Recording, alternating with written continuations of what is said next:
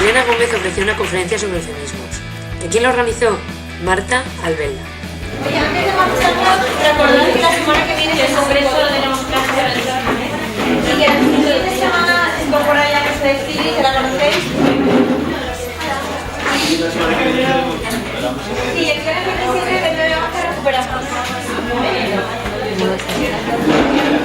Esta profesora de la Universidad de Valencia es el segundo personaje en margomón.com. margomón.com.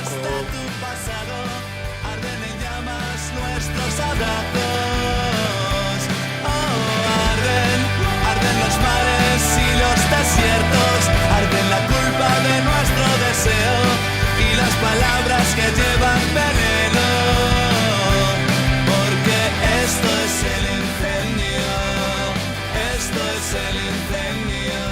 Van a creer que solo estudian chicas en esta facultad, pero bueno. ¿Ya? Estamos en la Facultad de Filología, Traducción y Comunicación con la profesora Marta Albelda, que nos va a comentar un poco cómo realiza sus clases día a día y qué le parece la vida universitaria. Buenos días, Marta. Hola, buenos días, Marta. En primer lugar, ¿qué te motiva día a día para venir a clase y decir voy a empezar la jornada con buen pie y dar la clase? Porque muchas veces los alumnos pues, o no están motivados o no quieren acudir a clase o acuden simplemente por unos créditos. Bueno, la verdad es que no me esperaba esta pregunta para empezar, porque realmente lo que me motiva son los alumnos, claramente. Y yo sí que creo que los alumnos están motivados, porque si no lo creyera, desde luego yo no lo estaría. Uno de los objetivos principales en mis clases es que los alumnos me sigan. Que en clase estén atentos, que sepan lo que digo y me gusta mucho mirar a las caras para ver si me están siguiendo o si no les importa y les aburre, porque si veo que les aburre cambio.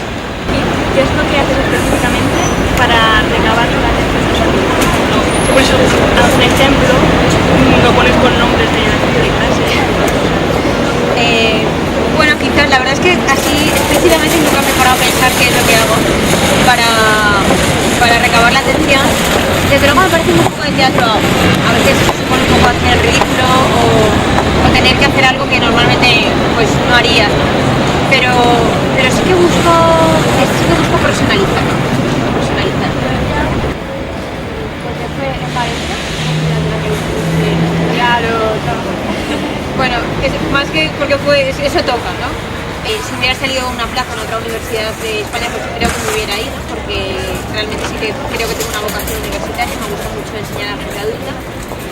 Pero tuve la suerte de probé por otras universidades valencianas, por la Universidad Politécnica, por una universidad americana, y he tenido la suerte de estar aquí donde yo me formé. ¿Cómo fueron tus años universitarios? ¿Salías mucho? ¿Te gustaba la universidad, los profesores? Sí, los primeros años no mucho, porque los primeros años llegué un poco en plan empollona, voy a ver todo lo que puedo estudiar, trabajar lo que pasa primero y segundo, ¿no? Y luego ya como ves que dominas, ¿no? Pues ya dices, bueno, aquí nos vamos a relajar y vamos a hacer más cosas.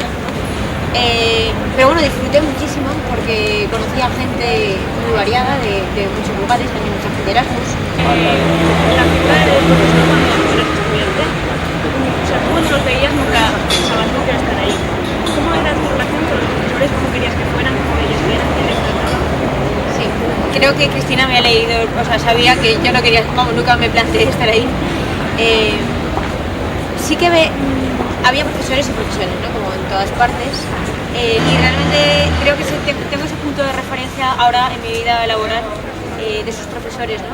Con los que pude conversar, tratarlos, ¿no? Como de igual a igual. Y eso me parece que es una proyección, que trato de marcar también en mi trabajo. Y ahora, desde la experiencia que tienes tú como profesora allí universitaria, ¿algún consejo le has dado a los estudiantes?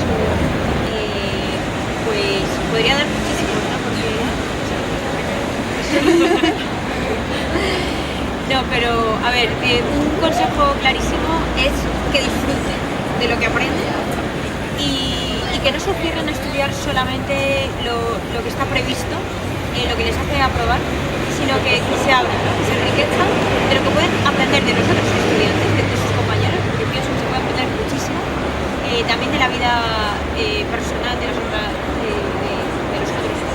Y os podéis llevar de aquí. Luego los conocimientos a veces se olvidan, pero lo que es la capacidad crítica, la madurez crítica, es que... Si pudieses volver a elegir, ¿volverías a estudiar lo que has estudiado? ¿Qué te hubieras quedado con esa primera perspectiva en el periodismo? Yo creo que ahora mismo, si pudiera, ahora mismo estudiaría, desde luego estudiaría periodismo, lo haría. Y creo que si volviera a traer un mujer hubiera hecho periodismo y luego filología. Ahora, no me arrepiento en absoluto de haber hecho filología.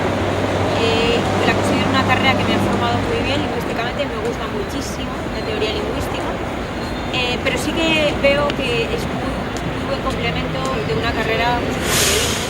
Entonces creo que a lo mejor se hubiera invertido lo que hubiera hecho periodismo y luego filología. Desde luego eso es algo que claro que no me arrepiento.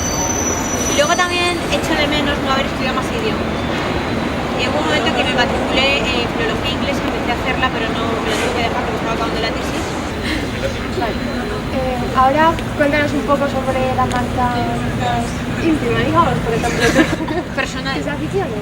Ah, mis aficiones, para conocerte mejor. Mis aficiones son muchas y muy variadas, pero me gusta muchísimo leer, me gusta mucho la novela y el teatro. La poesía también, pero menos. Y luego también el deporte. Muchas veces salgo a correr al río, si alguna mañana me podéis ver por ahí corriendo. Me gusta mucho correr, también a veces jugar a tenis, alguna vez he jugado a baloncesto de pequeña. El deporte también me descansa bastante. Y luego viajar. Viajo sobre todo por motivos de trabajo, pero bueno, aprovecho también pues, con la excusa pues, para ir conociendo nuevos lugares del mundo y hablar con la gente. Me gusta mucho pasear sola y cuando estoy en esos lugares de trabajo, pues pasear sola para ver la ciudad, para interpretar mi imagen de la ciudad, del lugar en el que estoy.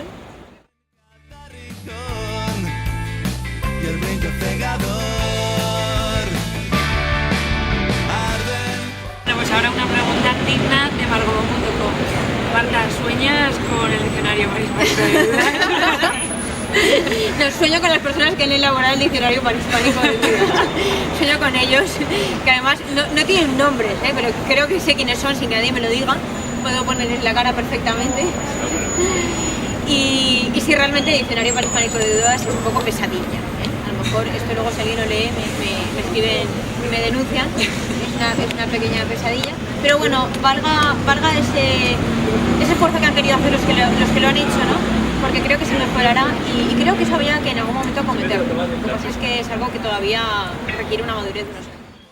Bueno, pues esto ha sido todo. Volveremos la semana que viene con un nuevo personaje. No os olvidéis, en margomon.com.